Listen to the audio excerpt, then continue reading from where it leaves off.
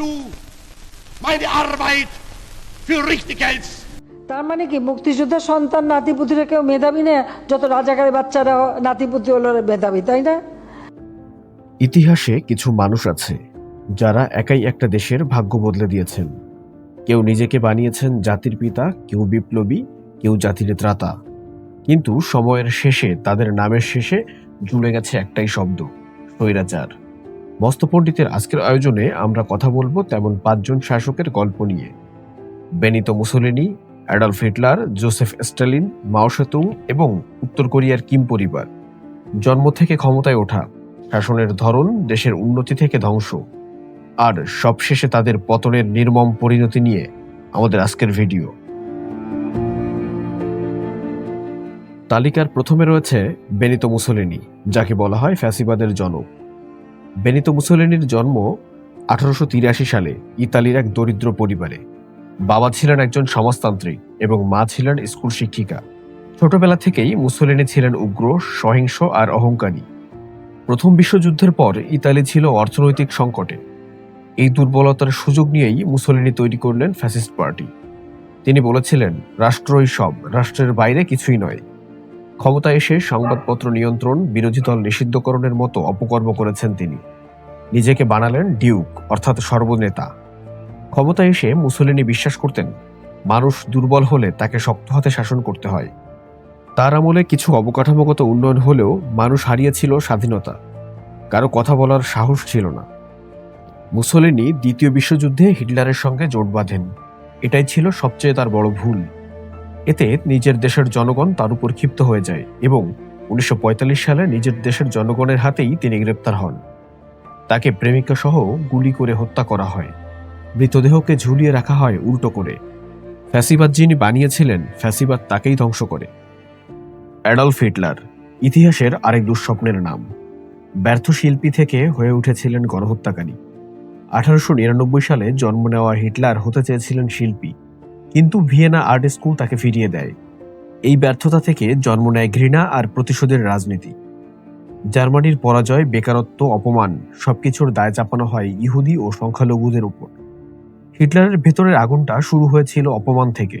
ব্যর্থতা, দারিদ্র্য আর যুদ্ধ পরবর্তী লাঞ্ছনা, এই সব মিলিয়ে তিনি একটা জিনিস শিখেছিলেন, দোষ চাপাতে হবে। ক্ষমতায় এসে হিটলার রাজনীতি করলেন আবেগ দিয়ে, যুক্তি দিয়ে নয়। তিনি বলতেন, তুমি কষ্টে আছো তার কারণ কেউ তোমার শত্রু। তিনি এই শত্রু বানানোর রাজনীতিই করতেন। ইহুদি নিধন, প্রতিবন্ধী হত্যা, ভিন্ন মতের লোকদের নিশ্চিহ্ন করা, এ সমস্ত অপকর্মের কোনোটাই তার হাত থেকে বাদ পড়েনি। হিটলারের শাসনে জার্মানি অনেক শক্তিশালী হয়েছিল এবং সবচেয়ে অভাবনীয় উন্নতি হয়েছিল অর্থনীতিতে। জার্মানিকে ভগ্ন দশা থেকে টেনে নিয়ে গিয়েছিলেন শিখরে, কিন্তু মানুষ পরিণত হয়েছিল যুদ্ধের জ্বালানিতে। অবশেষে যখন পরাজয় নিশ্চিত, তখনও তিনি জাতিকে বাঁচানোর চেষ্টা করেননি। তিনি নিজেকে শেষ করেছেন।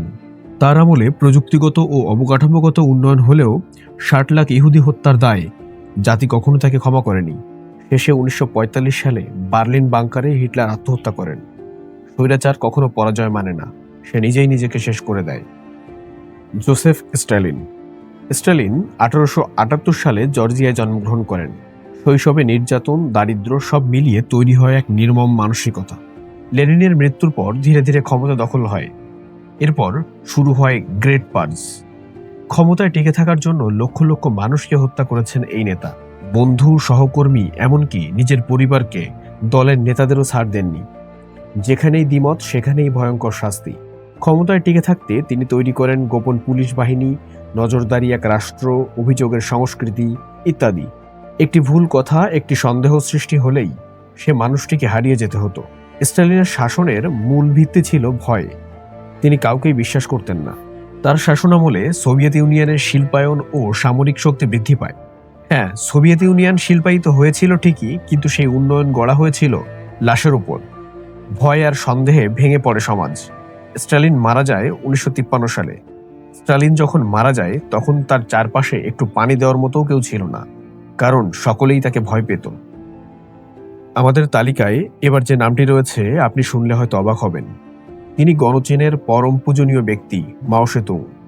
তাকে নিয়ে একটি কথা প্রচলিত রয়েছে, বিপ্লব থেকে গণকবর। মাও সেতুং 1893 সালে চীনে জন্মগ্রহণ করেন। তিনি ছিলেন বিপ্লবী, দার্শনিক ও কবি। তিনি ক্ষমতায় এসে চালু করলেন great leap forward, cultural revolution, যার ফলাফল হিসেবে দেখা গেল দুর্ভিক্ষ। আনুমানিক প্রায় 4 থেকে 5 কোটি মানুষের মৃত্যু হয় সেই ভয়ঙ্কর দুর্ভিক্ষে। তার আমলে চীন একত্রিত হলো ঠিকই, কিন্তু মানুষের জীবন পরিণত হলো পরীক্ষাগারে। মানুষকে নিয়ে উদ্ভট সব নীতির পরীক্ষা চালাতেন মাও। আজকের যে আধুনিক চীন, সেসবের পেছনে তার নীতি ভিত্তি হলেও মূল্য ছিল ভয়াবহ। মাও ছিলেন আদর্শবাদী, কিন্তু সমস্যা ছিল তিনি বিশ্বাস করতেন মানুষকে বদলানো যায় জোর করে। গ্রেট লিপ ফরওয়ার্ড দ্বারা কৃষককে বলা হয় ইস্পাত বানাও, ধান নয়। ফলাফল কি হলো? ক্ষুধা, মৃত্যু আর কান্নায় ভরে গেল চীন। কালচারাল রেভলিউশনে শিক্ষক, বুদ্ধিজীবী, এমনকি বাবা মাকেও শত্রু বানানো হলো। এসব নীতি মাওয়ের জীবনে চরম বিপর্যয় ডেকে এনেছিল। শেষে একাধিকবার হার্ট অ্যাটাক সহ নানা শারীরিক অসুস্থতা তার পাপের শাস্তি হয়ে দেখা যায়।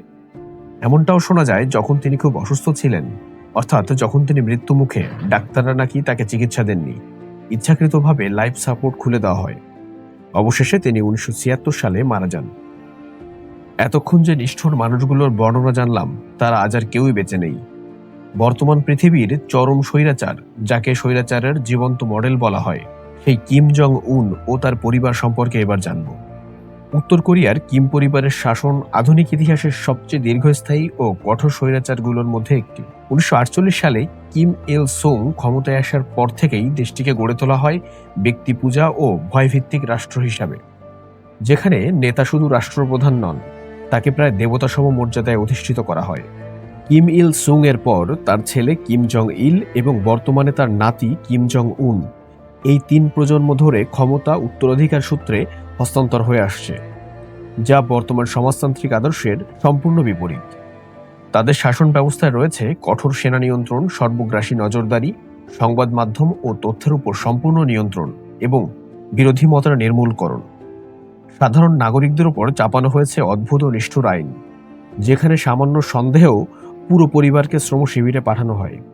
একদিকে দেশটি পারমাণবিক শক্তিধর রাষ্ট্রে পরিণত হলেও অন্যদিকে বারবার দুর্ভিক্ষ, অপুষ্টি ও মানবাধিকার লঙ্ঘনের অভিযোগে উত্তর কোরিয়া বিশ্ব দরবারে বারবার নিন্দিত হয়েছে।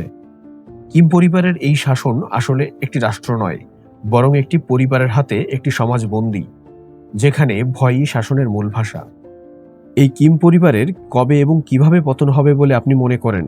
কমেন্টে অবশ্যই জানাবেন। আজ আমরা জানলাম 5 জন স্বৈরাচারী শাসকের গল্প। দেশ আলাদা, সময় আলাদা, আদর্শ আলাদা, কিন্তু শাসনের ভাষা ছিল এক: ভয় দিয়ে শুরু এবং নিয়ন্ত্রণ দিয়ে টিকে থাকা, আর শেষে অবধারিত পতন। কেউ নিজেকে জাতির পিতা বলেছে, কেউ বলেছে বিপ্লবী, কেউ বলেছে জাতির ত্রাতা, কিন্তু ইতিহাস তাদের মনে রেখেছে একটাই পরিচয়, সেটি স্বৈরাচার।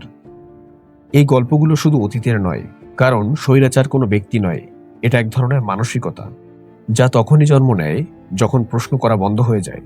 ইতিহাস আমাদের সতর্ক করে দেয়, ক্ষমতা যখন প্রশ্নের ঊর্ধ্বে উঠে যায়, তখন পতন শুধু সময়ের অপেক্ষা। প্রশ্ন একটাই, আমরা কি প্রশ্ন করতে ভুলে যাচ্ছি?